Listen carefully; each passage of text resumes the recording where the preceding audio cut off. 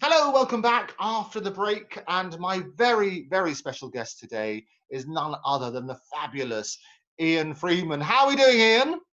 Yeah, absolutely fine. Thank you. Absolutely fine, Andrew. All Brilliant. going well. Just before the break, we were saying how much you enjoyed the movie Cats and how they're your favourite. It was awful. It was a catastrophe. It was a dog's dinner of a movie. All Yeah. these things, which gave the critics such a gift that kept on giving. You know, they love it. They all went for the cat puns. Those pussy puns were all over the media, weren't they? Yeah, absolutely. Extraordinary. And I mean, what can have possessed them to actually make the movie in the first place? You know, producers and directors with wonderful legacies and with great track record. Why would they? Why would they even do it? It was a galaxy of stars, A-list stars. They had a fantastic award-winning director. They had 100 million plus budget, but still, it was a dog's dinner of a movie. Extraordinary, extraordinary. Absolutely, absolutely awful. And the reason we got on to Cats, we were talking about entertainment and the film industry and the whole of entertainment and your rich, rich history of your family. And they controlled entertainment in those early days. Talk to me about when they came over, because they started in Russia. They were performers themselves. The change of name was to Grade and to Delfont. Yeah. Why did they choose different names, and how did that come about? Well, they first came over. They were children when they first came over from Russia. They came over to escape the pogroms, the persecution of the Jews under the Tsarist regime in Russia. They were Lew was, I think, about 9 years old, and Bernie about 5 or 6, although I could be wrong on those ages. The documentation in those days was a little sketchy, to be honest. But they came over here and they lived in Brick Lane in Stepney, which was where all the Jewish people were put in when they came over, when they immigrated, and they became entertainers later on. They were Bernie in particular. Bernie Delfont was a dancer, and in quite a successful act called the Delfont Boys. There was an American dance couple called the Belmont Boys, and their agent, Bernie's agent, said that if they changed their name to something similar to that, the bookers might think they were booking the big American act instead of them. So they came up with the name Delfont. And there was Lew Grade, who was in entertainment. There was Leslie Grade, who was an agent. And Bernie thought that there was enough grades in the business, so he kept the name Delfont when he stopped being an entertainer and became a producer and an agent and staging shows all around the country, in London and in the provinces. We can talk about that later. Absolutely, and not just any old producer. He was what people used to know as the king of entertainment. And I love there was a Punch cartoon in 1968 when there was a galaxy of stars being promoted, and there was the red carpet was rolled out, and Her Majesty the Queen was there saying, "On your toes, everybody, Mr. Delfont's coming." Yes, here comes Mr. Delfont. Yeah, that's a fabulous cartoon there. He became, obviously, in later years, and we can talk about that later because it's a charity of which I'm very proud to be a part of now, the Entertainment Artistes Benevolent Fund. We staged the Royal Variety performance, which was, of course, Bernie's favourite thing to do. For many, many years, he produced and staged the Royal Variety performance, and that's where he got his familiarity with the royal family. And that's a familiarity which the royal family every year have sort of kept on, haven't they? Yes, we've had the royal family and in fact the king or queen as a patron of our charity since the charity began, since the first Royal Variety performance was staged.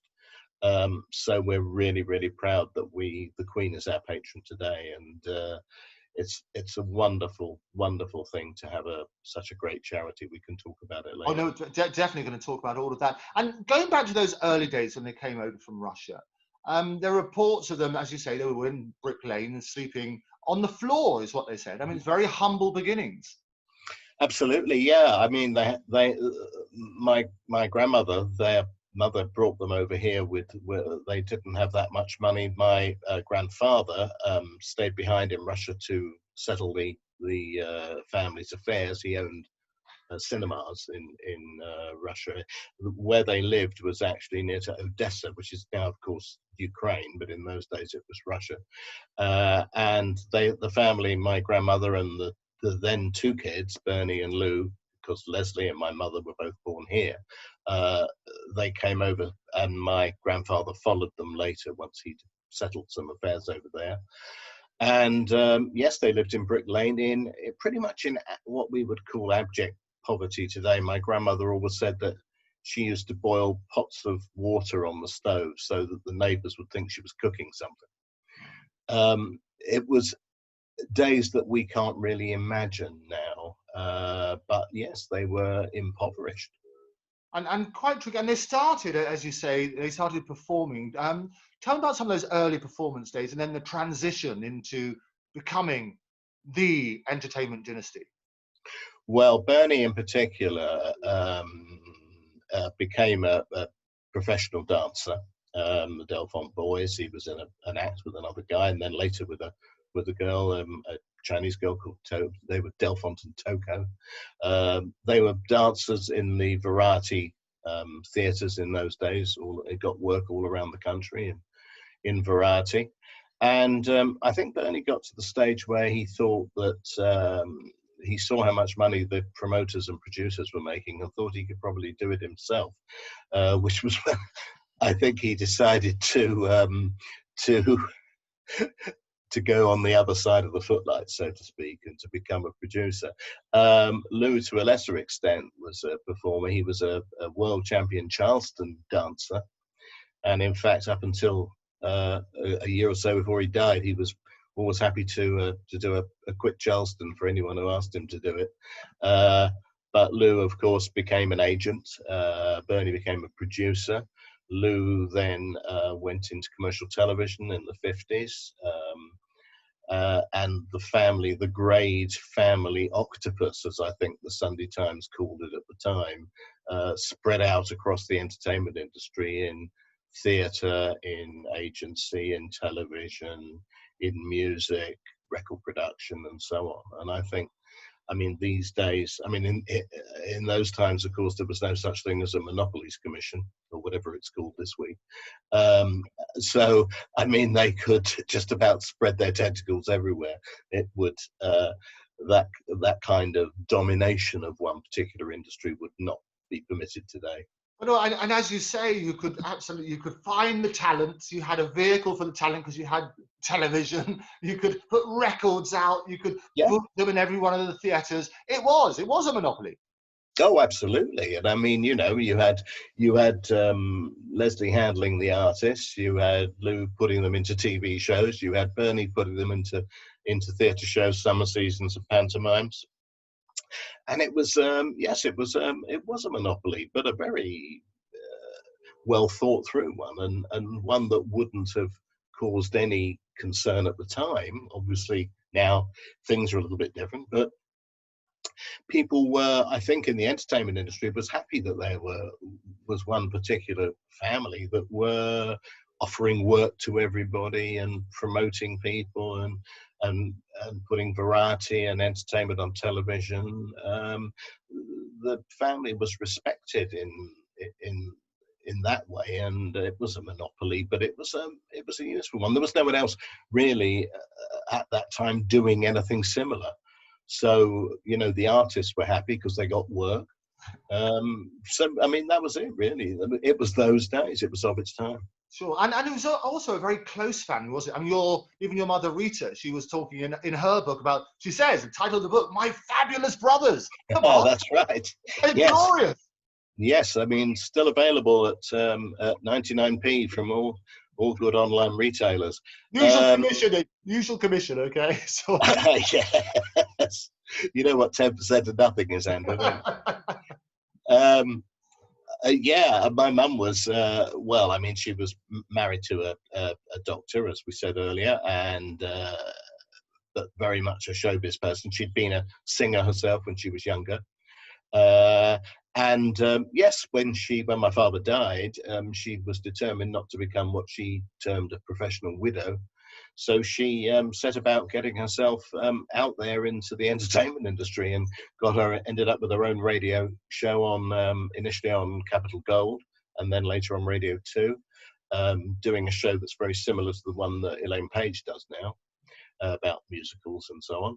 And she wrote a book, as you said, about my uncles, about her fabulous brothers, which was a bit of an airport read, but it was fine, you know, a good... airport reads are good, you know, there's money in airport reads.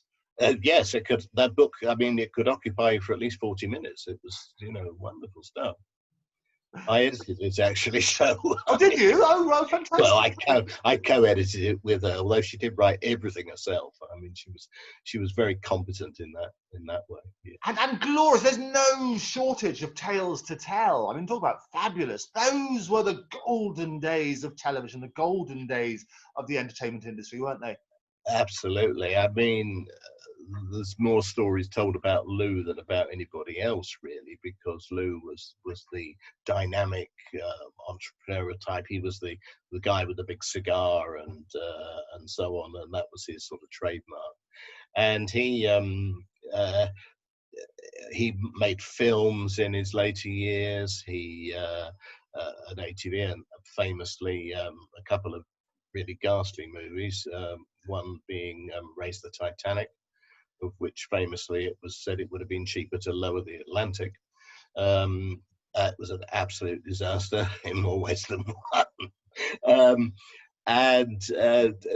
Lew was renowned for being a great sort of storyteller in much the same way as people talked about Sam Goldwyn, the Goldwynisms in the days of Hollywood. Lew was very much in that sort of ilk. Yeah. He would he'd go in the days when he was an agent, he'd go and see an act in one of the theatres in around the country, and he'd see a juggling act or acrobats or something, and he'd think they're marvellous, and he'd go backstage and see them afterwards, and he'd say, listen, you know, you're wonderful, I can be your agent, I could make you earn double what you're earning now. And tell me, who is your agent? And they said, you are, Mr. That was a famous, and a lot of the stories were true, some of them apocryphal. There's a great story about Bernie as well, Bernie Delfont, where one of the first productions first shows he ever produced was a production of Goodnight Vienna at Wandsworth Town Hall in London. And he didn't have any money, Bernie, so he didn't dare to actually go and go to the theatre at any time when the cast were around, because he knew he didn't have enough money to pay them. So he'd go when they were on stage, so he knew they couldn't have a go at him. And one night he popped in to see them and went to the stage door, and the little old chap, stage door keeper, he let him in. He said, "Hello, I'm Mr. Delfont. I'm the producer of the show. I just popped in to see how Goodnight Vienna was doing in Wandsworth." And the guy said, "Well, it's doing about as well as Goodnight Wandsworth would do in Vienna." So there's a lot of stories about the family. I mean, some are as I say, are attributed. Some are genuine. As we always say, never let the truth stand in the way of a good story. Absolutely. That's the great thing about it. But I'm talking about that. I mean, your father on that side, is that we discussed earlier. He was a doctor, one of the everyday heroes, and the early Ian Freeman was talking about maybe going into the medical profession, but it didn't quite turn out that way. No, it didn't. I went to Epsom College for my secondary school, public school, which was Medical Foundation College in those days. And I think my father was determined that one of us, me or my younger brother, would become a doctor. It was not to be. I mean, I realized when I got grade 9 in my biology O-level that it was never actually going to happen. And also I was interested, though I was in medicine, I was much more interested in the arts, if you like. I mean, and to be fair, Ian, you did, whilst you got a grade 9 in your science bit, you did get a grade 1, didn't you, in English, I seem to remember. I did. I got a grade 1. Grades were done in numbers in those days. There was 1 to 6 were passes, and then 7, 8, and 9 were fails. And it's quite difficult to get a 9, actually. Quite difficult to get a 9. It was difficult to get a 9. I got a 9 in biology. I got a 9 in physics as well. I think if you spell your name right, you get an 8. So Yeah. I think it was something there. Yeah, right, true. Yes, so I did get, yes, English, French and history were my A-level subjects. And I mean, English was the thing I was most interested in. And I still am really in sort of creative writing. And I did, later on, I did quite a bit of journalism and so on. So, I mean, I was going to say a checkered career, but nowadays they say plural. A plural career. A plural career, yes. But a phenomenal career. And you did go down that sort of entertainment side. And your early days, realised, I mean, your father was, as you say, a doctor. So you grew up in that sort of side. But he straddled both professions. So he would do his GP stuff during the day, but then in the evening go to this glorious world of show business. And he had some showbiz clients and things like that. Oh, yes. He had quite a lot of show business private patients, obviously, because the family would direct them towards him to help them, you know, and to help them medically and become their GP, if you like, no matter where they lived. I won't name names, but he was responsible for helping a couple of well-known names with their nose jobs, which in those days was a bit of it's not like it is now where it's a commonplace thing. In those days it was all kept very secret and no one had to know about it. Oh, this could be an exclusive. Who had the nose job? I couldn't possibly tell you, not until they're dead. Oh, good. Well, we're going to check it. Noses run in our family. We'll check that story later. Not till they're dead, and they are, both of them are actually in fine health. Yeah, and he had some great show business patients. I mean, Cliff Richard was an early patient of his, and yeah, my dad was a sort of, he did, as you say, straddled this thing between being a local community GP and then going in the evening to, you know, to big events in the West End, opening nights and premieres and whatever. I mean, he often used to go and do his evening surgery in his tuxedo because they were going out following to a show in the West End, of opening night or something. So he dressed up whilst they undressed. Is that how it worked? That was it. Yes. But he, you know, one of his patients would always, you know, someone would always say to him, "Oh, are you going out, doctor?" You know, and he'd say, "No, I knew you were coming in, Mrs. Jones, so I thought I'd dress up for you." But he straddled those two occupations really rather well. In those days, of course, GPs are not like they are now, where they don't, you know, work out of hours and so on. My dad would go out, you know, at midnight or whatever if someone phoned and wasn't well. It was a different sort of relationship then, patients and doctors. And it was extraordinary. It's the same with bankers and all the sort of professions now. I think things have become far more commoditized, and you're having to work in, especially for the NHS, they do a fabulous job, but you've got 10 minutes, which puts pressure on the patients, puts pressure on the doctors, and the reality is you don't develop that sort of relationship, which you could enjoy in those days. No, it would be almost unthinkable in those days to just allocate 10 minutes to a patient. All right, you had fewer patients because the population was less. But I mean, in my father's practice, there were 3 doctors in the practice at 3 different surgeries, not in the same place. Not like now with a health centre with 28 doctors in. And you would never give a patient less than 20 minutes. It would depend on what their problem was. But nowadays, you're only allowed to discuss one condition with them, one issue. If you want to discuss something else, you have to make another appointment for 4 weeks' time. And but in those days, it was you know, it was a totally different relationship. And of course, the doctor was a very respected member of the community in those days. Things were different. I'm not saying they were any better. I mean, the facilities that the NHS offers now is absolutely amazing. But my father was a great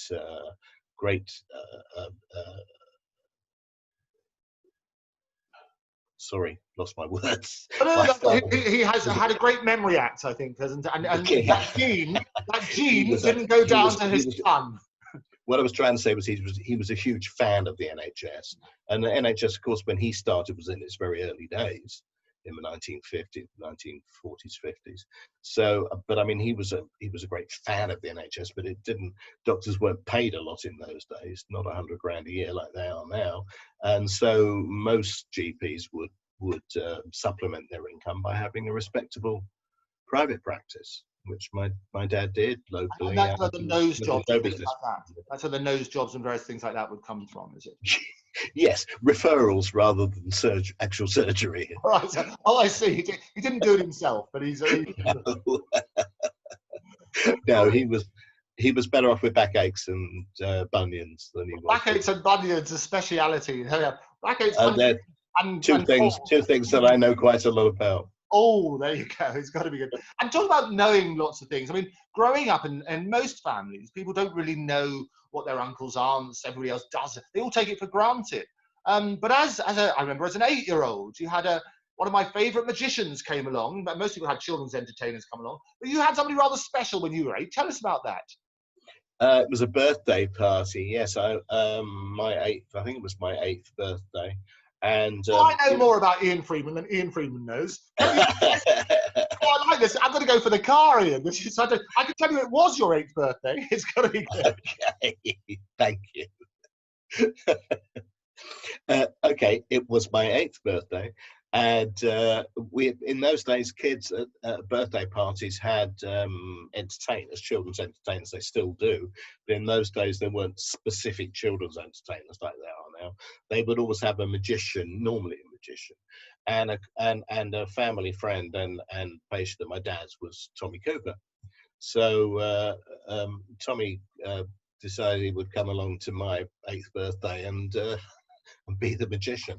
So consequently, all the children at school who I'd invited, and some of the ones I hadn't invited, were like absolutely in awe when they saw who Freeman's magician was. And as a magician yourself, Andrew, you'll know just how well Tommy was respected within the community. Oh. And I mean, for 8-year-olds to turn up at a kid's party, down the road, and suddenly Tommy's there. One of the biggest stars, not just in magic. He was in those. I mean, you're talking about the late 50s. He was, absolutely huge, and they were in awe. But it was. I've always been pretty good at buying friends, and to a certain extent, I'm continuing that now, as you know, Andrew. That's absolutely always a thrill. But then that you started that realization about where you came from, this fantastic dynasty in entertainment. And I think for birthday parties thereafter, you'd be taking people to the Palladium, you'll be sitting in the royal box. That's right. And you describe yourself when sort of at 11, 12 as quite a horrible kid. What did you mean by that? Well, I was a little bit of a spoiled child, I suppose.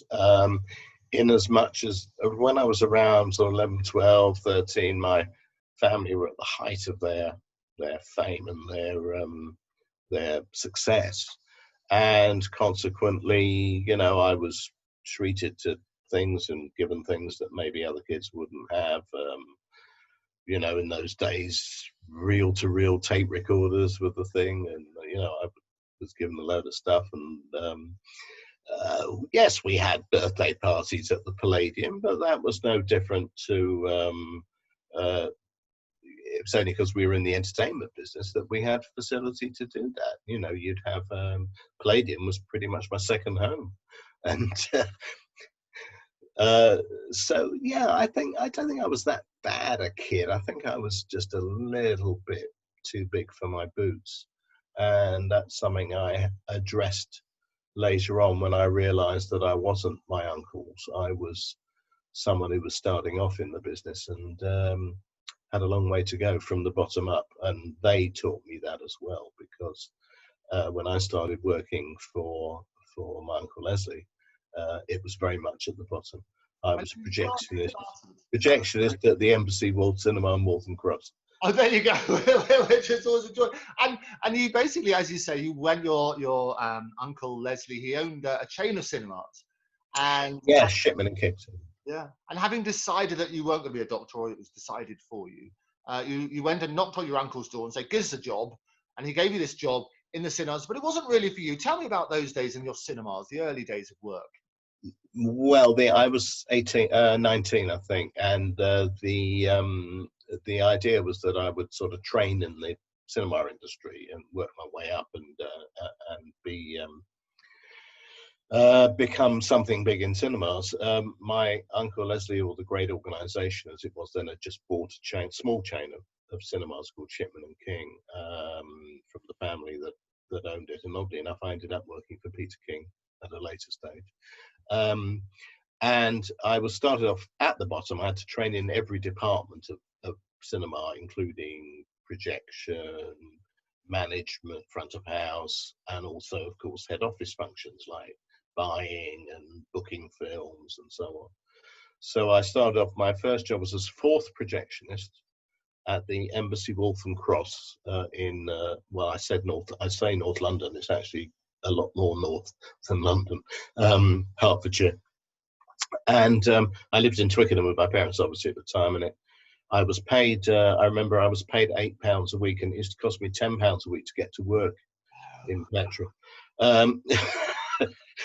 And I had a wonderful grounding in the cinema industry. But after a little while, I decided it probably wasn't for me, that I was more interested in the live entertainment side than I was in film. And basically, when you're running a cinema, basically you're running a shop, aren't you? It's just a retail facility. I ended up much later on in film distribution, which is a totally different thing. But I decided that cinema management wasn't for me, and I moved over to my uncle's agency, the Delfont-Grade Agency, as it was called then, when I joined later London Management, and I trained to be an agent. And you worked with the legendary Cyril Berlin. Talk to me about those days. 1969, I think it was. I say it was. Ian Freeman. It was. I'm doing well for the cast. It's got to be Yeah, great. 69, 70. I was there till 71, I think. I worked for Cyril Berlin, who was the agent for Des O'Connor, Lonnie Donegan, and Roy Castle. Ted Rogers as well. Ted Rogers was with someone else called Keith Devon, right. Another agent who I worked for later. But initially with Cyril, I was looking after. I was looking after Lonnie Donegan for Cyril, and also once I trained, of course, in how to be an agent, and also Roy Castle we looked after, and I had a lot of dealings with Des. Des was a wonderful, brilliant entertainer, still is. And I had a real great grounding with Cyril, who was a classic old style cigar jumping. A lot of cigars, aren't there? Look, close but no cigar. A lot of cigars featured in your story. A lot of cigars, yes, and I've never smoked them myself. I did try, but unfortunately, I used to smoke cigarettes. I don't anymore, but I tried a cigar a couple of times and never got on with them, to be honest. So I was never going to be a big agent because I couldn't. You could fake it. I didn't like cigars. You could fake, because the cigars never seem to get any smaller. They always seem to be about 9 foot long. Massive, yeah. Lou had the longest ones. They were, I think, that long. They had a special brand. I can't remember what they were called, but they were absolutely ridiculous. Do you know where he got them from? He had a supplier somewhere in the West End. I know who got them from, in those days, from Cuba, when there was, there was no issue. Well, no issue with America and Cuba. So they were imported. Yeah, I think there was a supplier. I think in Old Compton Street in Soho. I can't remember the name of the firm, but they used to import them for him, especially. And there's quite a few. And so Lonnie Donegan, who famously did My Old Man's Dustman, and what I visited the old IBC, the International Broadcasting Company studios, what used to be there, just corner from me at 35 Portland Street. Where he recorded. And as you know, I have a business with RJ Gibb, the singer-songwriter, producer, but also Robin Gibb. And I was amazed to find out that the Bee Gees actually recorded a version of My Old Man's a Dustman.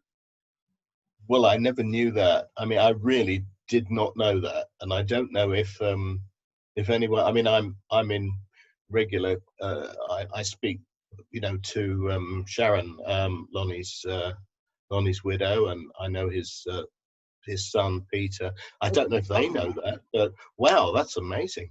There you go. So we should get out that recording, because I know Lottie We've got to find it. It must be somewhere. Oh, absolutely. I think we probably have a copy. You watch this space. It should be good.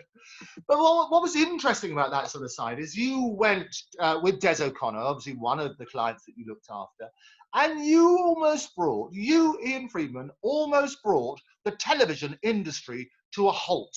Tell me about that. You've been doing your research there. Ah, yes. I was working with Des. I was looking after Des, and we were doing. Des was doing a series for American TV for Lew Grade for ATV at Elstree, the then ATV Elstree Studios. It was Craft Music Hall, which was American hour-long Sunday night variety show. And it was the Des O'Connor show. Des had a contract to do a season of shows for them.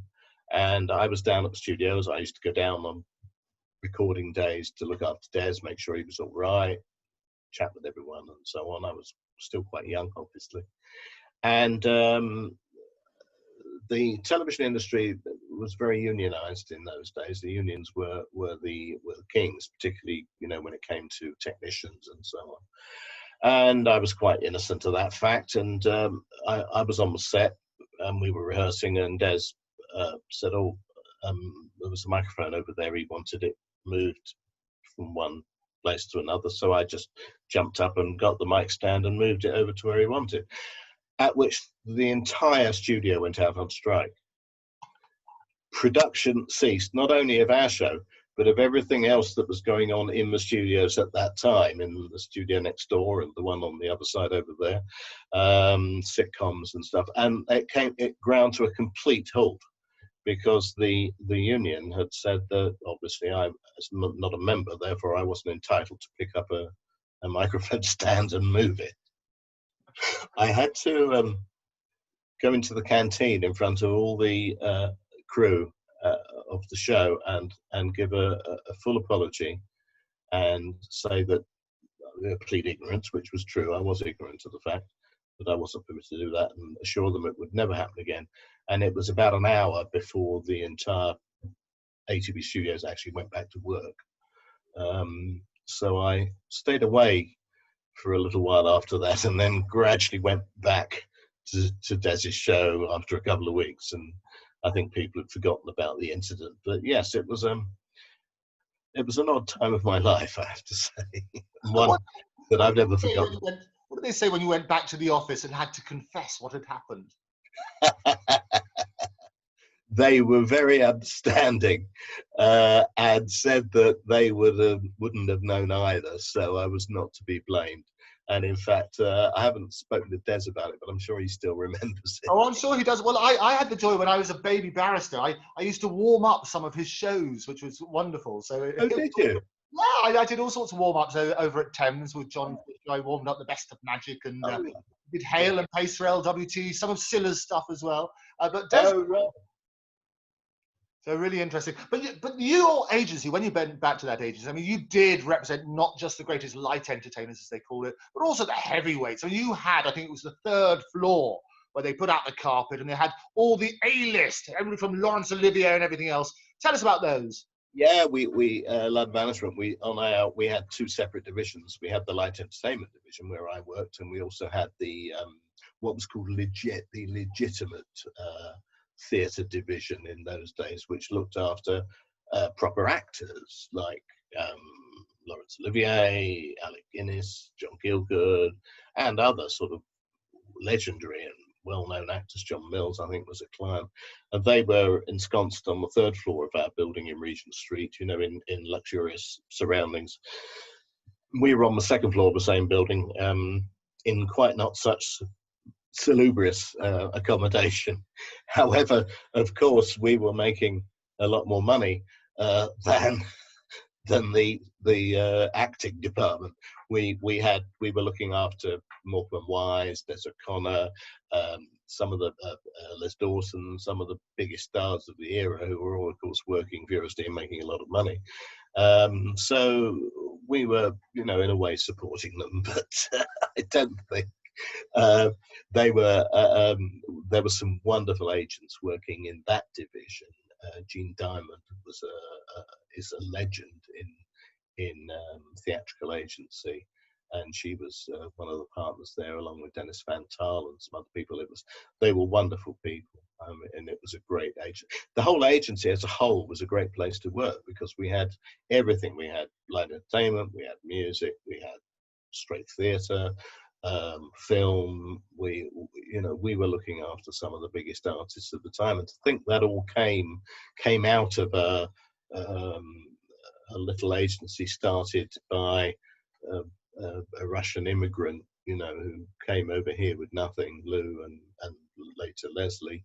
It was a hell of a thing, and I was really proud to work there. And I learnt, every from the people I worked with and for, like Cyril Berlin, we've discussed, Keith Devon, and of course Billy Marsh, who was the boss of the light entertainment side, and my cousin Michael Grade, who was also there at the time. I learnt lessons that I use every day still, things that I've learnt then about dealing with people, how to do a deal, how to get more money out of people, how to make sure they get less money out of you. It's lessons you learn every day, to be honest. And using that, everybody was screaming at the set now. It's like, oh, go on then, tell us. So what are your top tips then, which you've learned at your time with the fantastic agency and the list of royalty, effectively, in the industry? What would be your top tips?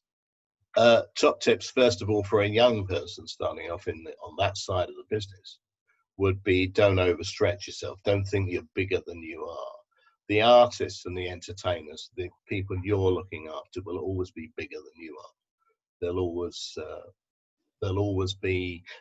You have to understand that they are clients. They're not products. Like if you're marketing a can of beans or a bottle of water, it's when you're marketing artists, it's a totally different thing because you're dealing with humans. They could talk back to you. And that's one of the lessons I learned, was don't overreach, don't overstretch yourself, don't try and be bigger than you are. The other thing I learned was that people are always happy to go along with what you want them to do, as long as you convince them that that's what they want. In other words, Bernie was the expert at this, was turning things round to make people think that it was their idea in the first place. It's quite a simple premise. I think everyone in business has probably done it at some stage of if you want to get people to do something, make them think it was their own idea, give them ownership of it. And that's there was a film made recently, which I did a little bit of consulting on, called Stan and Ollie, about the fantastic film, did really well, and they reenacted that classic scene beautifully. And if you play them side by side, the original and what they did with Steve Coogan and John Riley, you look at that sort of side, it is identical. Brilliant film, brilliant. Yeah, the film was about when Bernie, my uncle Bernie Delfont, brought Laurel and Hardy over to the UK in 1954 to do a tour of provincial theatres. They were not at their height then. Their fame had sort of waned slightly. And there's a great scene in the film where brilliant actor called Rufus Jones, who plays my uncle Bernie Delfont, he's trying to persuade Stan and Ollie to promote the shows, because they weren't doing that well, to promote the shows by doing sort of publicity stunts, as they called them in those days, like opening shops and judging beauty contests, that sort of thing.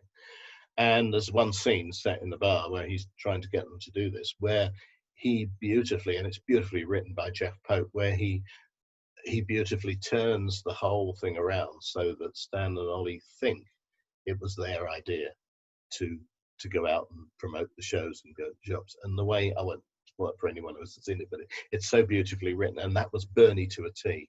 And I remember talking to Rufus on the set and saying that was, he said, that is a brilliant scene. I said, yes, it is. And it's so Bernie. It's just exactly how he would have done it. So that's another lesson, just to go back to your question. And the research that goes into those films and the tips and so on and so forth. And they are, you were a consultant on the movie. What was your role particularly? I had a very, very small role, just working with Rufus Jones, the actor, on the character of Bernie Delfont, basically. Uh, Rufus is a highly competent actor and a brilliant, he's done fabulous research on it. But I think the director and the writer, Jeff Pope, didn't want Bernie to come over as a sort of typical Jewish, I can make you a star boy and all this sort of, cod sort of promoter. And I sort of work with, in a very, very small way. I don't want to build up my role. It was tiny. But Rufus and I talked about Bernie and about how he was and so on, and what came over was a different type of Bernie Delfont. The whole point was that there would be 6 or 7 or 8 of us that knew what Bernie was, and 30 million people watching the film who didn't know or care what Bernie was like as a man. But I think we got over the fact that he wasn't a typical Jewish, promoter in that way. So I think we got that over. But my role was really very, very tiny, as can be judged by the smallness of my credit on the closing titles, where you can barely see it. It was a wonderful movie. You have to fight for your credit, though. I think that's awesome. Oh, you've always got to fight for a screen credit. Oh my God, yes. Absolutely. I can tell you stories. So Rufus played Bernie in Sam and Ollie, and famously Michael Gambon played in Judy. In Judy. And talking about Judy, and a beautiful segue, almost as though we rehearsed this, although we haven't. I love it, but it just naturally flows in. It's got to be good. And Judy Garland, talk to me about Judy Garland and the talk of the town and the tragic circumstances of that. Okay. I was at London Management then, and I think we're talking about 1969. I'm not sure. Yeah, 1969. I was working at the agency, training and becoming an agent. And in the evenings, some evenings, I was going to help out at the Talk of the Town. The Talk of the Town was what we called in those days a theatre restaurant. It was a large restaurant which had bands and big stars. You'd go in, you'd get there at 7 o'clock in the evening, you'd sit down at your table, you'd have your set dinner. There'd be at 9, they'd be dancing to 3 different bands. There was as I recall, a big band. There was a salsa, what we call a salsa band now, and there was also a trio, Phil Phillips, and you'd have your dinner and listen to music and dance, and then at 9:30 there would be a big floor show with dancers and singers and girls in feathers and stuff that you would do in those days. Lasted about 45 minutes. Then at 11 o'clock at night you'd have a big star, and there were in those days, amazing stars at the Talk of the Town, which was in the centre of London in Leicester Square at the Hippodrome. And you'd have Sammy Davis Jr. and I'm not sure Sinatra ever played there. I don't think he did, but Dean Martin, and also all the big British stars, Bruce Forsyth and Des played the Talk of the Town very often. And on this occasion, Judy Garland was playing there, and I was going in the evening as just to help out and sort of be a general sort of schlapper, and just look after the art, or help look after the artists to make sure they were all okay and everything. And I was there sadly the night that Judy was difficult. It's been well documented that she was a difficult artist to deal with. But I was there the night sadly when she arrived very late and wasn't fit enough really to go on stage, but she did go on quite late, about 12 o'clock I think. And unfortunately the audience were not too pleased and gave her a very hard time. It's been well documented, but she had to come off stage early, and we were dealing with a very dissatisfied audience. And sadly, not too many days later, she passed away. And I was talking to her husband Mickey Deans about a time I'd had dinner with him. Bear in mind, I was quite a young man. I was only 19, 20. So I was sort of thrust into this situation. But we came out of it all right. But it was very sad to see her, an artist that I'd admired ever since I was a small child, reduced to this, to having to perform to a crowd that were unreceptive and were hostile. To be honest, hostile is the word. She didn't need to do that at her stage of her career, but her, as we know, she was a troubled soul and a wonderful, wonderful entertainer when she was on peak form.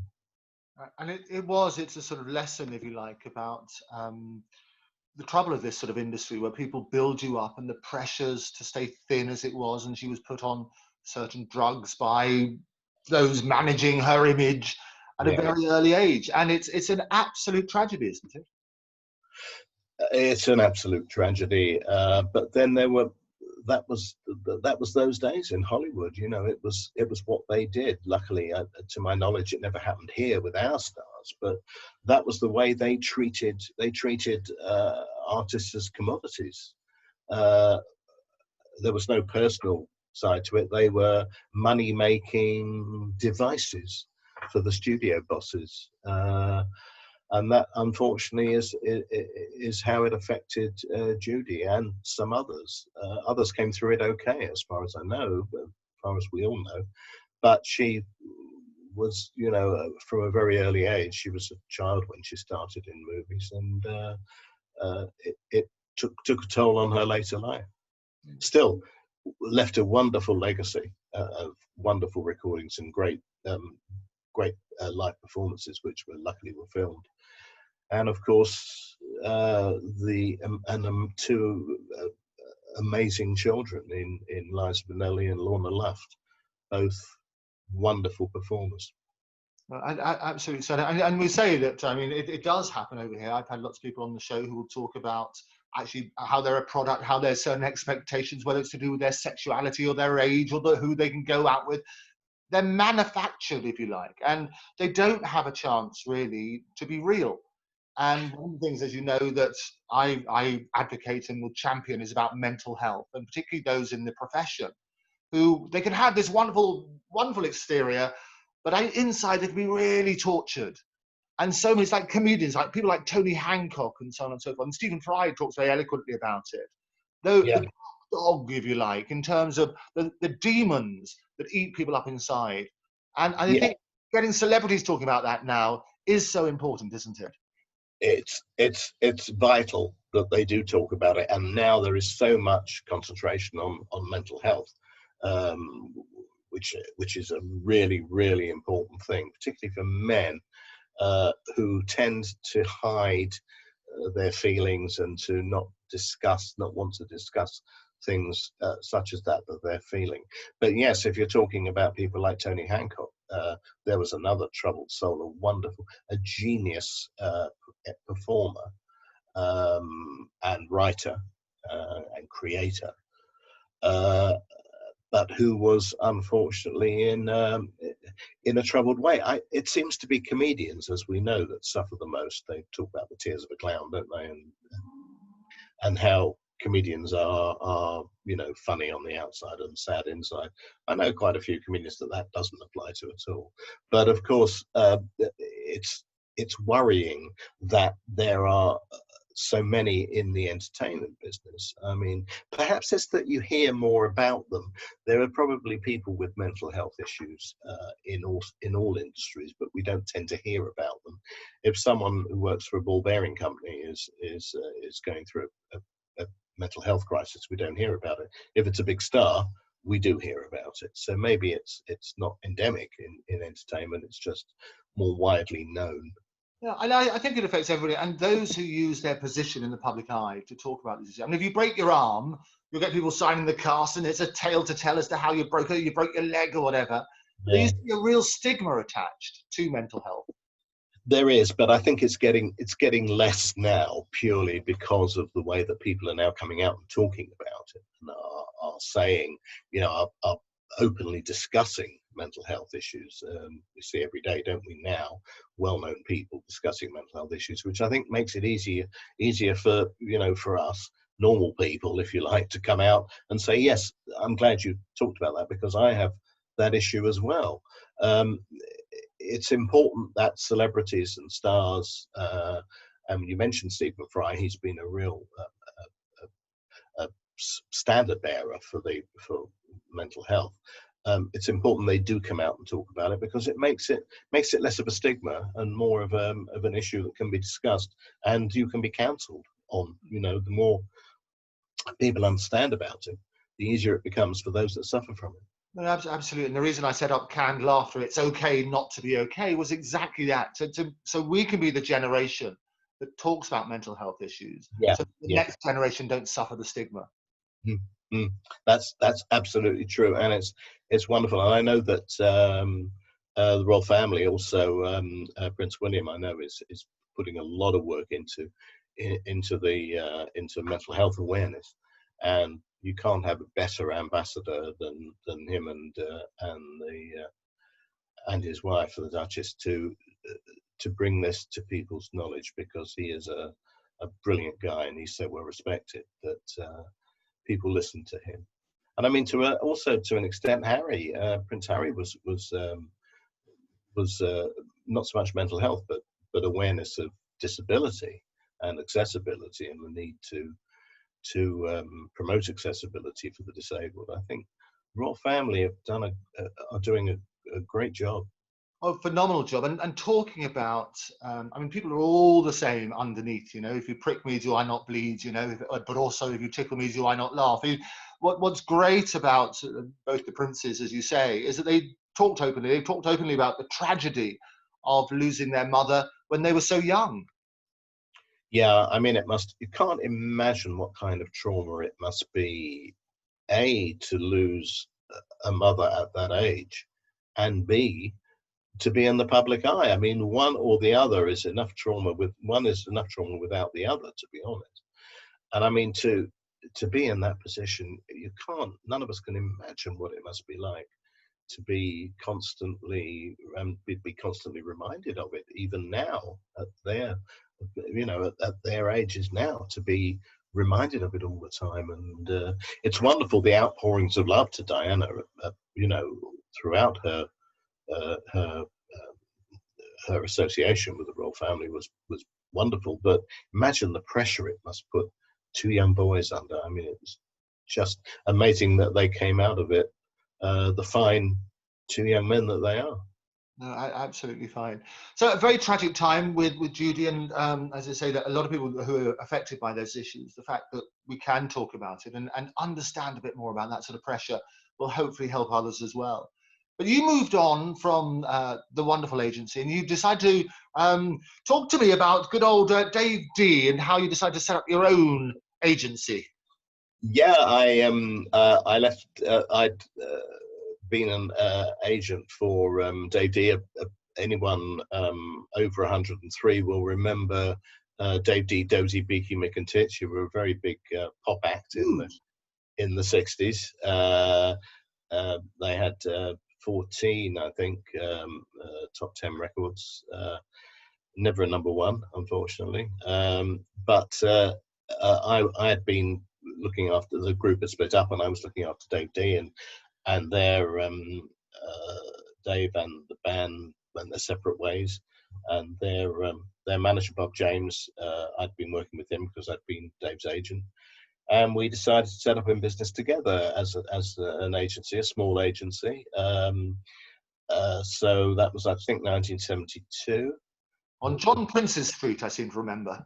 John Prince's Street, quite right, at Oxford Circus. We had a couple of rooms. There was just the two of us, and were we successful? Yeah, I suppose to a certain extent we managed to pay our way. We looked after Dave and DBM&T, the band, Dozy, Beaky, Mick and Titch. We had several other artists that we looked after. The Kenny Sisters, I think you had Ronnie Carroll. Ronnie Carroll, yep. Janie Marden. God, it's hard thinking about the new Temperance Seven, as they were then, the new Vaudeville Band. Sort of people who are not quite, who had been big but weren't that big anymore. I think you affectionately referred it to as the has-been agency. That's what other people refer to us as, yes.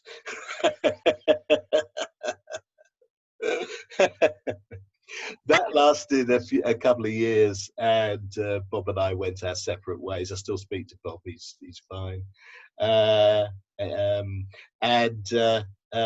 went into, I think it was then I went into advertising. Correct me if I'm wrong, Andrew. Oh, no, I love the fact you're testing me on your life. I love it. I'll remind you, it was Lonsdale, and it was indeed. You had a brief moment with David Paramore, the record producer.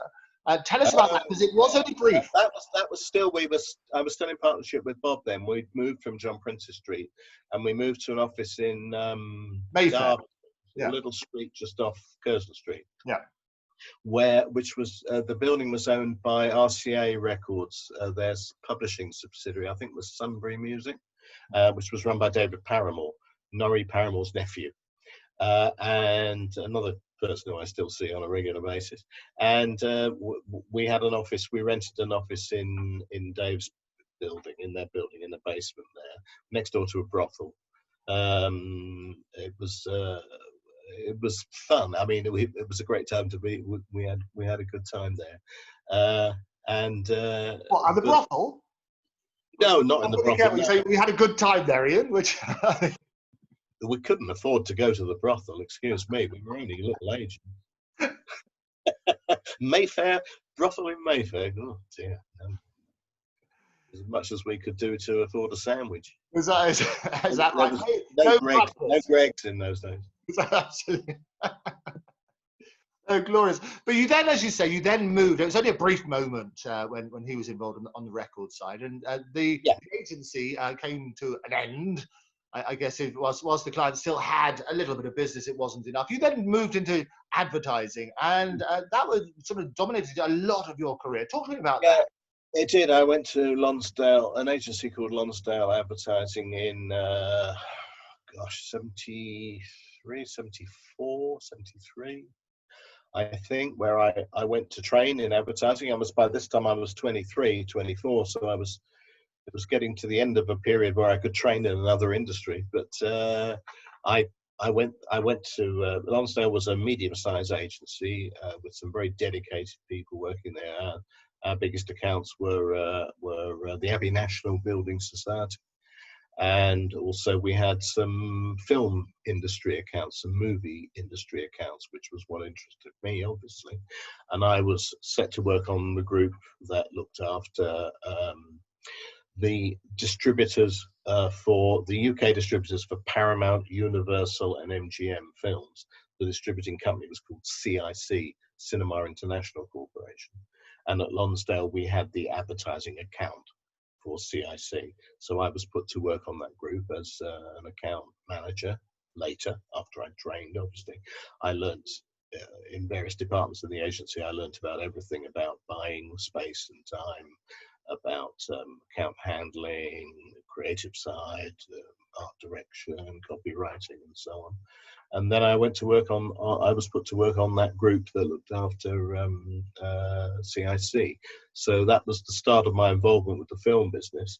And I ended up going from the agency to the client, to CIC, where I was, my client there, a wonderful film publicist called Leslie Pound, now no longer with us, sadly, asked me to go and join him as his number two when his number two left to go to another job, and I accepted gratefully, and I went to work at CIC, where I stayed for some years.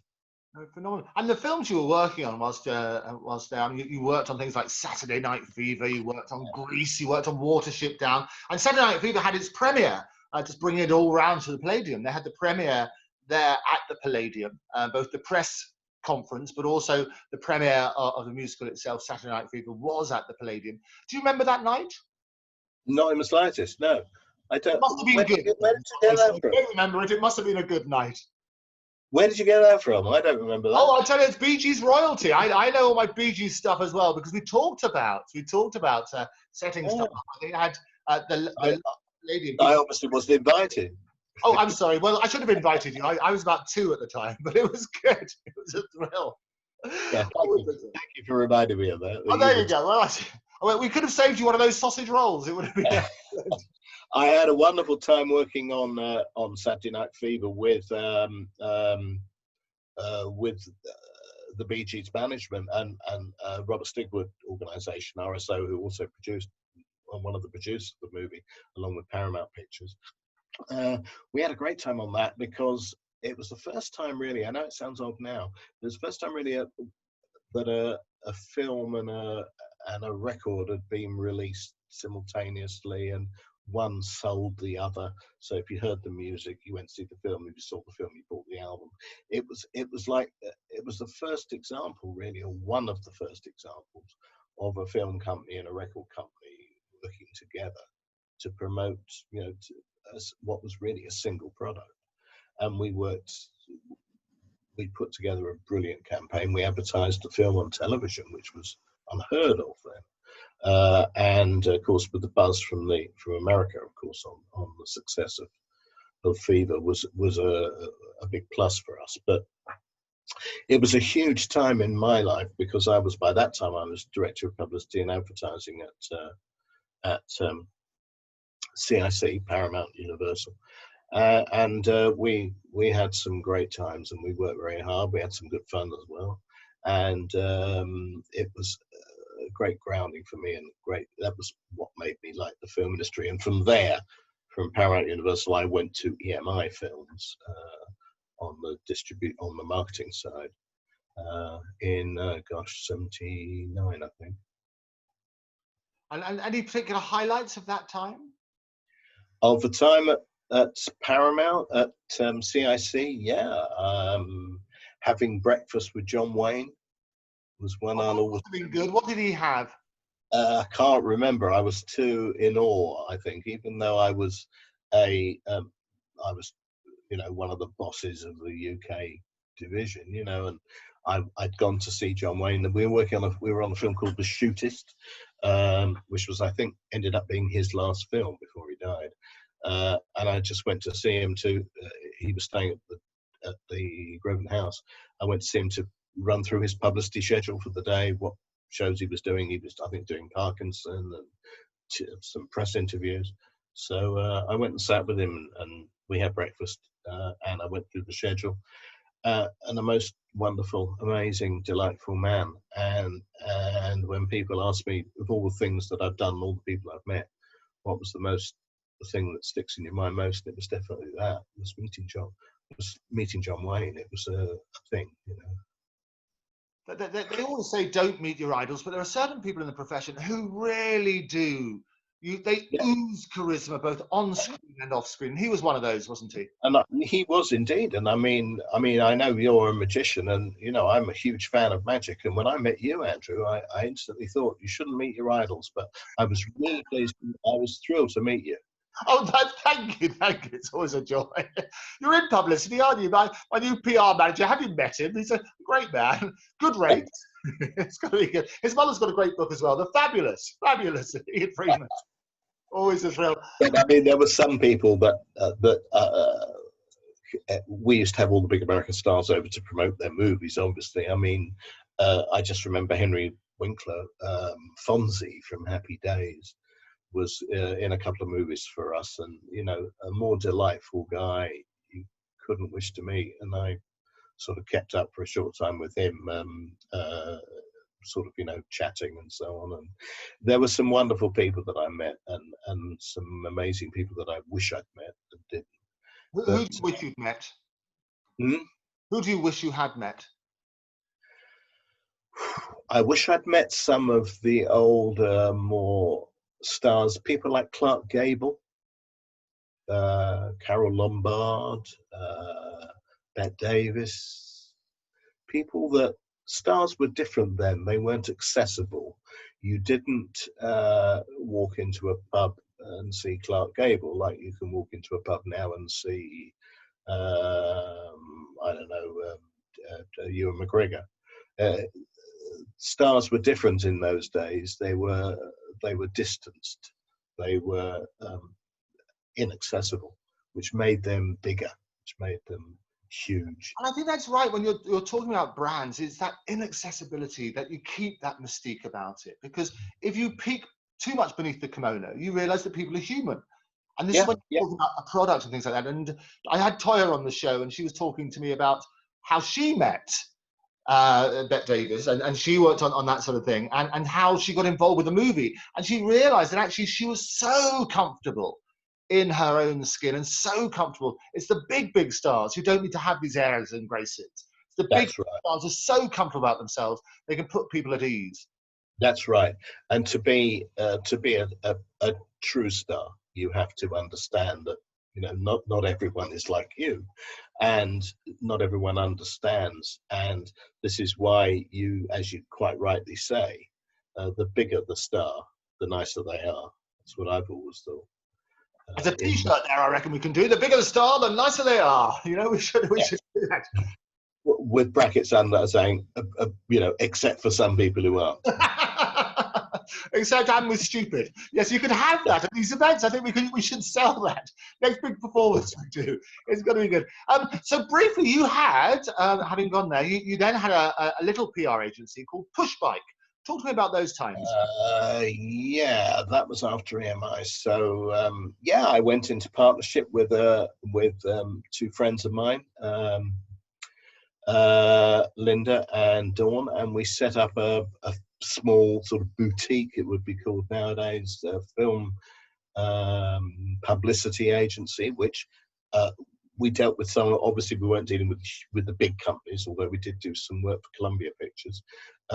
We dealt with the smaller just film distributors promoting their product and their films and so on, and we were successful for 3 or 4 years until it got to a stage where we were sort of a lot of our clients unfortunately moved out of the industry, and which consequently left us without that much work, and we couldn't really continue with it. But it was great while it lasted. And I mean, we did. The problem with that sort of client, I mean, you're right, they're great, and you're doing lots of film and television. So often in that industry that they went bust, and obviously then you as an agency don't get paid. That's right. And I mean, we obviously had to look at, you know, what the future was going to be for us, and with a couple of companies no longer existing, you know, a couple of our core clients, we thought it was time then to pack it in. So I moved from there to gosh, I've lost track of the dates now. First Leisure. First Leisure, that's right. So that would have been 86. 86. Yeah. My uncle Bernard Delfont was then running a leisure company called First Leisure, where we had nightclubs, bars, bowling alleys, squash clubs. Even the Blackpool Tower, didn't you? And Blackpool Tower, yeah, and Seaside Piers. We owned all 3 piers in Blackpool. We had piers in Great Yarmouth, in Llandudno, in Eastbourne and others, South Brae Pier in Southsea. Yeah, we had, it was what one of the journalists at the time called a rag bag of leisure interests, but they were, it was a very profitable business, which went in 86, I think, no, in 84 it came to the market. And when I joined in 86 in the marketing department, it was a very, very successful, fully listed stock exchange company, and we made leisure sexy, if you like, because people wouldn't in those days invest in stuff like nightclubs, and you know, they didn't think it was a safe place to invest their money in. But we sort of us coming to the market made it right, and we were highly profitable, highly successful. And I was there for almost 14 years. Until so, 1999. I finally settled down. And it was extraordinary because one of the things about that side is that people realize, and you said this publicly beforehand, that every part of that chain is part of showbiz, effectively. Yeah, I mean, it's all showbiz when you think about leisure, out of home leisure, bars, restaurants, nightclubs, uh, uh, hotels, bowling, fitness clubs now, which we came into later, and bingo clubs, which we came into later. They're all basically show business. You are entertaining the public. The fact you're doing it in a different way, you're not standing on a stage and talking at them. Instead, you're playing them records, and you're engineering meetings between them. You know, boy meets girl, and boy meets boy, and girl meets girl. You've got to be careful what you say now.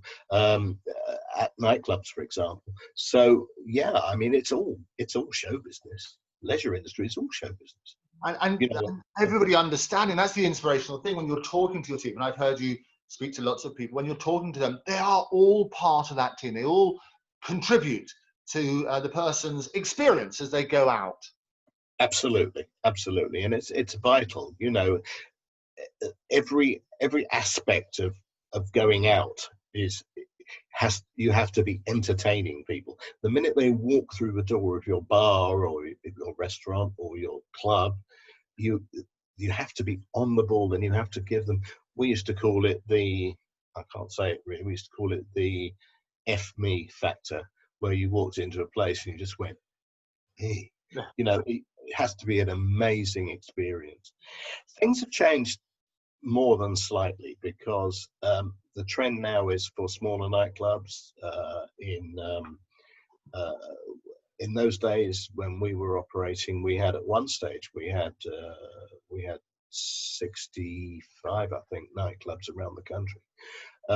They were the big, huge experiences with maybe capacity for 2,000 or 3,000 people, and it was a different experience then.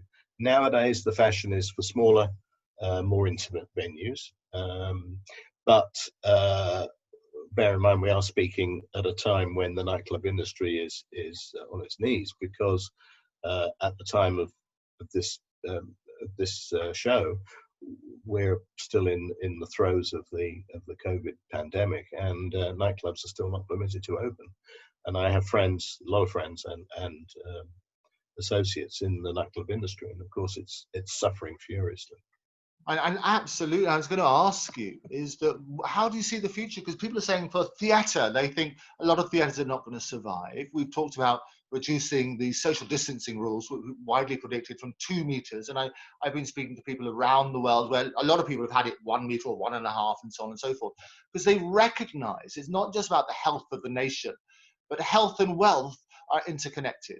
And if you can't get people back and you can't get the industries kick-started, it's going to have a massive effect on the arts and other industries for a long time. How do you see the future of the entertainment industry after we move out of lockdown? I think the area of the entertainment industry that's going to suffer the most is live theatre. And that is very, very sad, because as someone, as I am, who was brought up with live theatre, it is the thing that we excel at, that we British excel at. And to see that aspect of the arts so badly treated by government and by everybody who's at the moment who is working on how we come out of this crisis, I realize it's difficult. Theatres are a specialist area. They're small comparatively. Some theatres are 800 or 900 seats. So to be at 2 meters apart, or even 1 meter apart, it's not practical it's not financially viable to run a show. Don't forget, with a theatre, you're not only talking about the audience, you're talking about the cast, and you're talking about the crew, and how they can operate socially distanced is pretty much impossible. Cinemas are slightly different, because of course they can show a film 15 times a day if they want to, and have people at 2 meters or 1 meter apart in the audience. Of course, the theatre performance can only be once or at the most twice a day, so the numbers don't add up. And I know that at the time of speaking, I know that Andrew Lloyd Webber is going to attempt to open the Palladium, the London Palladium, using some technology and some means of detecting if anyone who comes in is infected, that he's imported, I think, from the States. And if that works, that will be absolutely amazing. And we have to look at people like Angela Weber are doing, and Cameron McIntosh, the theatre owners here, and Nika Burns and ATG and everybody else, the other theatre owners, because we need to protect our legacy in live theatre. It's so vital. And there's not a lot of support being given to the arts at the moment, and I really think that is going to have to change. What do I see the future of entertainment, of live entertainment? Well, we've seen it happening to a certain extent with live shows being streamed, particularly the National Theatre, streaming performances that they've filmed, previous performances, shows, which they've been streaming for free. I see that business model where you're charged to watch those shows. I see that being a thing of the future. We've only got to look at Netflix and the other operators in that field to see how successful it can be. Then again, I'd be interested to see when this is all over, how many people cancel their Netflix subscription. But I think the future of entertainment, certainly in this country, is it's very difficult for live entertainment to come out of this crisis. We are never going back to normal, as we knew it. Whatever the new normal turns out to be, we're going to have to embrace it, and the funding is going to have to come from somewhere, because for British arts industry to be destroyed is unthinkable. And it's an absolute tragedy, and you're right, because one of the biggest things we talk about exports and the economy of the great British Isles, if you like, is the arts. You know, it's one of our biggest exports. We punch way above our weight in terms of fantastic productions that we can do, the music, the arts, the theatre, and so on and so forth. And it's essential, isn't it? Absolutely essential that that's recognised, and we don't let the industry die. Yeah, it is essential, and how we ensure that we don't let the industry die, I'm not sure, but I'm sure there are greater brains than yours and mine working on that at this moment. But they better hurry up. That's all I can say, because things are getting pretty desperate. Yeah, I think you're absolutely right. And it is embracing new technology. As you know, I'm involved a lot with AI and holograms and various exciting things like that, and looking at how we can bring that to a new audience. But the exciting things, well, it's both a threat and an opportunity. Things like AI, where you can replace actors, because you can create any movie without the need of actually having an actor there, because these machines will do that for you. You can feed stuff in, where we had the whole of the Flintstones, for example, was fed into this wonderful computer, and it spat out an episode of the Flintstones which was indistinguishable from the rest of the series. Really? Yeah. And all these sort of, and we've done this with poetry, we've done this with music, we've done this with all sorts of things, where AI is the new creativity. And it then raises the question about what happens to these fantastic stars that we've been raising all the way through. Now, since moving, I mean, it's extraordinary times. So we don't need actors at all then? Well, I don't want to say that, but we've got to be careful. But a lot of movies have been finished where we've lost people like Oliver Reed and so on and so forth. You've had Star Wars and so on and so forth, where they have replace a bit of it. And by the time you can replace a bit of it, you suddenly realize, well, actually, I've got the rights and opportunity. As long as the business model makes sense, you can create artificially created works of art across all the genres. And I've seen that, and we're looking at it and everything else. Same with holograms, or we can recreate some of the greatest performances ever. You can have Judy Garland at her prime, and you can witness that. And so people can put that with a live orchestra, and you can see holograms. You then get that as an audience, you get that experience. So we're looking at that, and we're doing that at the moment, and it's getting better and better all the time. As you know, as you mentioned, I remember the Magic Circle with Gold Star, and we did glorious things like that. But it's using those skills as a performer to turn around and say, look, how can we bring these experiences using the technology? Because people don't watch technology, they watch content. But it's using that technology, if you like, to produce and show the world some fantastic content. There's an element of education involved, isn't there, where you have to have people getting used to something that's not the norm. But I mean, the possibilities are endless. I mean, you're talking about Oliver Reed then. I mean, where he was sort of put into scenes after he died. I mean, that was very primitive. Well, the stuff that can be done now is phenomenal. And I mean, as you say, Indistinguishable. it's worrying for actors because you might not need them. And I can think of a couple of friends of mine who are actors who are going to be a little bit worried about that. Well, and that's the sad reality, because the days of blue smarties and the days of extensive writers, a lot of times you can press a button and you've got your show. And I think when they talked about the imitation game and when you can trick the people into believing they're seeing the real thing, we're there already. Yeah. There's a question of making sure the unions work up, make sure that those who do have these creative minds are there and they feed into that process. So rather than resist it, understand the technology and embrace it. Yeah. Interactive is interesting as well, isn't it? Where you can, the audience can decide how they want a particular thing to end, or they can dictate going through the piece what they want to happen. I think interactive is phenomenal. Fantastic. And we had Bandersnatch, as you mentioned, with Black Mirror and that Glorious TV thing, which hit the world by storm. Oh, I quite like this. And you then turn around on that subject. And I think more people get used to that, the better it becomes. And embrace it. If people understand that, don't resist it. Let's turn around and say, this is the new opportunity. What we've done in lockdown is to find new skills, to find ways of saying we're missing the massive audiences. So we do stuff in a sort of cut down way with different values. It makes sense. Yeah. It'll make a nice break from people who have to homeschool. Oh yes, absolutely. But that's the other thing, is you can get the best teachers in the world. So whilst you're homeschooling, it's not just about your local schools and that sort of stuff. We've got a new appreciation for teachers, but you want to be taught by the best of the best, and that's now possible. Yeah, sure. And teaching it's all entertainment anyway. A teacher is a presenter. Yeah, is like a TV show presenter. You know, you've got to deliver material in a way that your audience understand and appreciate it. Absolutely, and it's very compelling. And you, I mean, for the last several years, you've been involved as a freelancer. You write, you consult, as you say, you mentioned a lot of movies, but you've an icon, still an icon in the entertainment business. But you also do a lot. We started a lot of charity work with the Water Rats, with the Royal Variety Performance.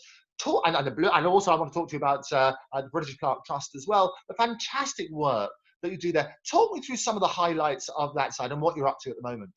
Well, the highlight of the charity stuff that I do is the Royal Variety charity, which we talked about before, previously known as the Entertainment Artistes Benevolent Fund. We are a charity that looks after and cares for entertainers who have either fallen on hard times or who are unwell and unable to look after themselves.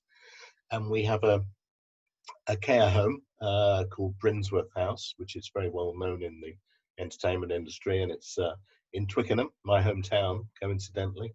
And we also look after some people in their own homes by funding and giving them grants. And I was brought onto the executive committee of the charity I think it was around 15 years ago. I can't remember the exact date. But then I then subsequently became treasurer, which I am now, treasurer of the charity. And I'm also a trustee now, which is a great honour. And we have a wonderful chairman, Giles Cooper, and I work with some great other people there. We have great staff. We have great admin staff. We have brilliant nursing staff in our care home. And we stage the Royal Variety Performance every year, which is our main fundraiser in the year, which provides us with enough funds to run the home. And we are, I suppose, we're a smallish charity, but we're quite well known purely because the Royal Variety Performance itself is such a well-known brand worldwide. It's seen in 60 countries around the world, and it's in partnership with ITV, who we are to stage the performance every year. It's the highlight of our year. Now, of course, at the time of speaking, We're not quite sure what's going to happen this year. It's scheduled for the end of November, but we should see. But hopefully all will be well. And so that's my role is as treasurer. I look after the money. I have a very good finance director, and he helps me to make sure that all the money is being directed in the right way. And do you want to talk about the water? Yeah, but before we leave the Royal Variety Performance, talk to me about the relationship that you set up with Simon Cowell and Britain's Got Talent. Oh yeah. Simon is a very good friend of ours, and we set up through ITV a relationship with him with the Britain's Got Talent show, where we in exchange for Simon's company giving us 15 pence from every phone call for the voting on the live shows. We put the winner of Britain's Got Talent each year on the Royal Variety Performance. And this is a relationship that we hope will go on for a very long time, because Britain's Got Talent is the only talent show on British television. And, a lot of people criticize Simon Cowell and the way that he operates. He is an absolute genius, not only because he knows exactly what he's doing, he is actually promoting live talent. And this is something that no one else is doing. There's no other talent shows on TV where you can get that, you can give acts that kind of exposure. And we're talking about all acts, not just singers, with X Factor. With Britain's Got Talent, you're talking about comedians, magicians, entertainers in all fields, speciality acts, dancers, and so on. It's a great relationship, works really well for us, and we're very, very happy to be working with Simon on that, and with ITV, who of course are our partners on the show itself.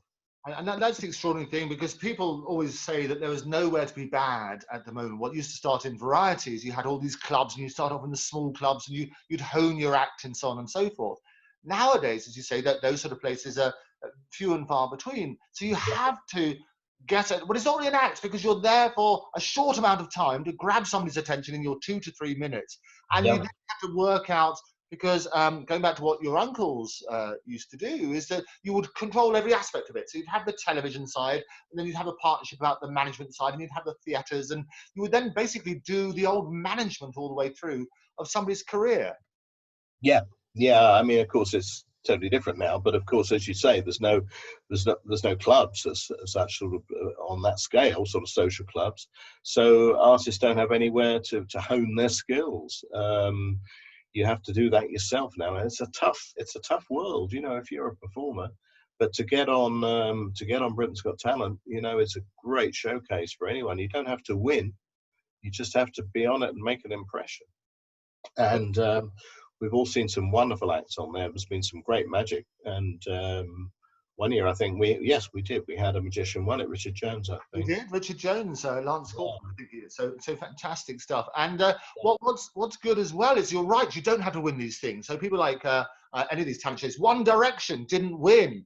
I think they were third or something. And I was speaking to Chantal Ricard, who you all know, who was the first president of BAFTA in LA, and they've been looking about, because the finals are live. When you start to go to the live finals, talking about your time frame, about picking a winner, what they've done with American Idol is they managed to do it live and working remotely, even in lockdown, so that final could go ahead and make sense. So it'd be interesting to see. I don't think they've made a decision yet as to what's going to happen about the live finals for Britain's Got Talent.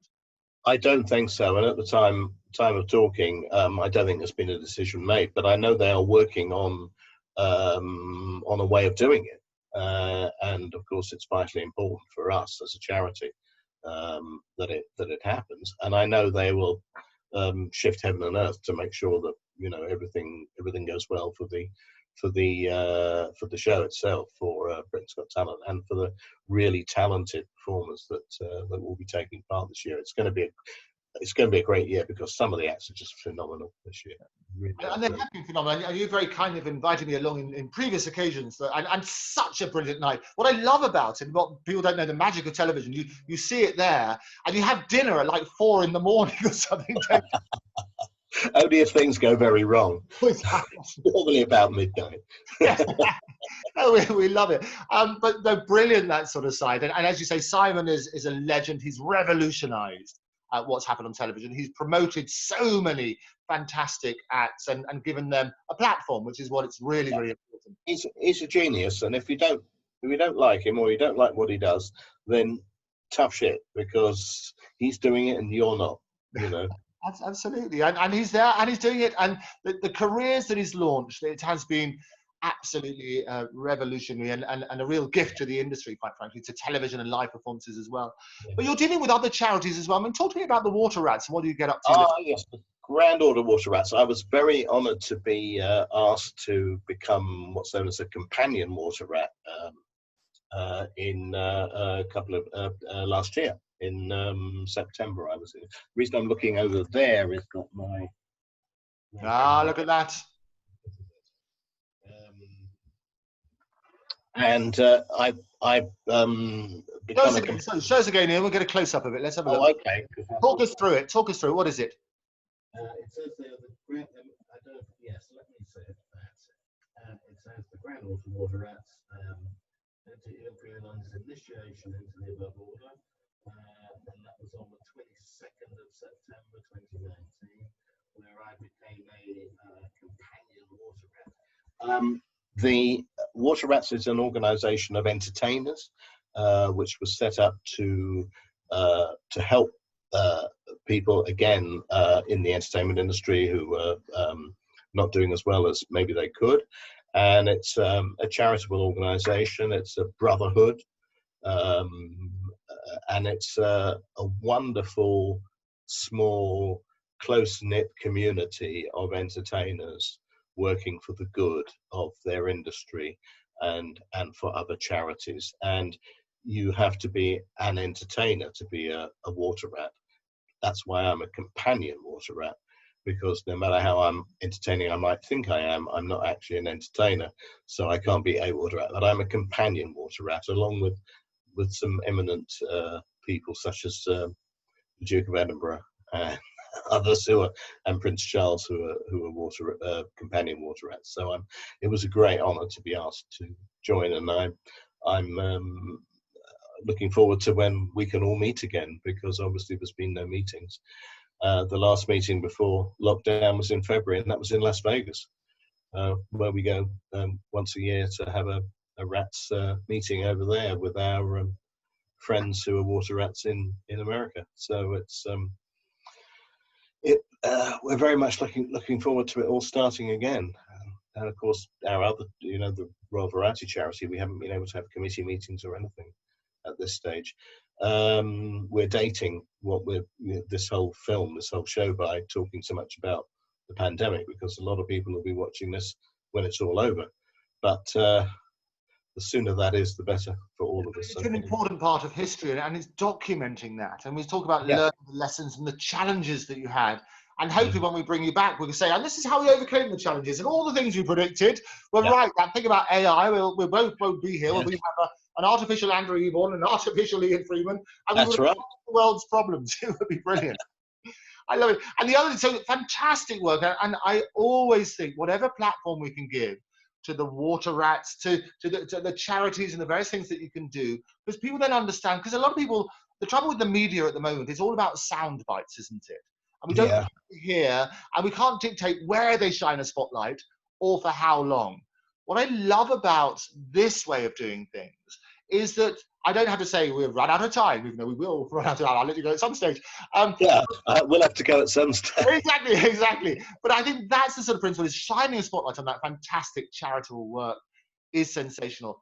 And the other thing, and the final thing I'd like to talk about, is your work with the British Plaque Trust, where you're shining a spotlight on certain buildings, and you've taken, if you like, the reins from those people who put plaques around London, because we worked on one together. Talk to us a bit more about the British Plaque Trust. Okay, British Plaque Trust was something. It's something to do with teeth, by the way. Oh, sorry. So you take the drink. British Plaque Trust was something that was spearheaded by Mike Reed, who you know well. Mike Reed, the disc jockey and historian. And Mike and I worked together for a while at an organisation called the Heritage Foundation. And one of the things that we did was erect plaques to well-known in those days entertainers, show business people, because English heritage were getting to a stage where they weren't too keen on doing plaques for people who were maybe lesser known or weren't didn't have such public visibility. So we decided that we would set up, Mike and I and Vanessa Brady at that time, we would set up an organisation to, it's a philanthropic organisation, there's no money making in it, and to erect plaques on buildings to people who have, British people who have contributed in some way to the well-being of the nation. And that can be show business, sport. We've done plaques for poets. We've done a plaque for the Football Association. We've done a plaque, as you well know, for the Magic Circle. The formation of the Magic Circle was founded in 120 something years ago now. 1905, on the 1st of July, at Pinoli's restaurant on Wardour Street, where 23 magicians met for the first time, and we celebrated. It was a glorious day, and I know the amount of work with getting the support of Shaftesbury, the restaurant owners, getting Westminster Council. We got Dynamo to come in and open. It was a everything. wonderful day, yeah. The plaque, it was a wonderful day when we erected the plaque. I thought you were talking about the day it was formed. I didn't realise you were there. Oh, yeah. I look so young, you know. I had one of your father's early nose jobs you were selling us about earlier. So yeah, and I mean we've done we did a plaque at Wembley Stadium for the 125th anniversary of the Football Association. So we do a lot for individuals and for organisations, where we've got a couple of very exciting things planned, which I can't talk about at the moment. But obviously a lot of stuff is on hold now with the current situation. But Mike Reed got together with the BBC 2 years ago for BBC Music Day, and we erected 40 plaques around the country in association with BBC local radio stations for BBC Music Day, of local musicians who have become big stars, and that was a wonderful opportunity for us as an organisation, the British Plaque Trust, to become associated with the BBC, and those are just, you know, we're going to explore more opportunities like that. And it is tremendous. I mean, people forget so much of history, and it's so good to be reminded. Well, Ian, it has been such a delight to catch up with you, as always. I love our time. Absolute pleasure. I have missed it.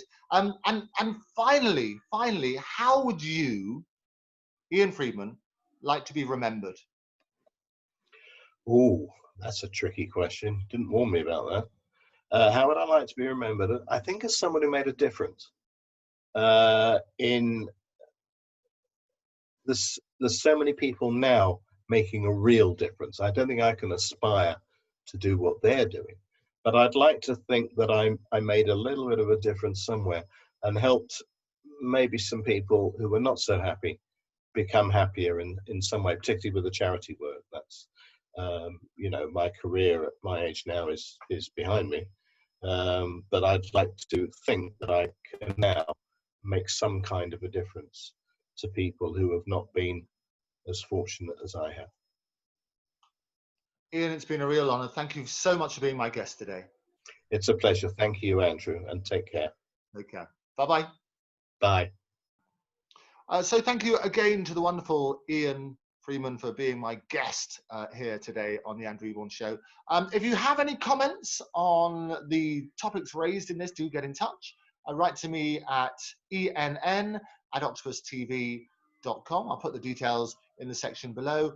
Or if you'd like to have any suggestions as to guests who might like to come on the show, do write to me. It's lovely to be in touch. In any event, don't forget to subscribe to Octopus on all the platforms, on YouTube, on Facebook, and even on Daily Motion. Be in touch, be safe, look after yourselves, and I'll see you next time. Thanks for joining me.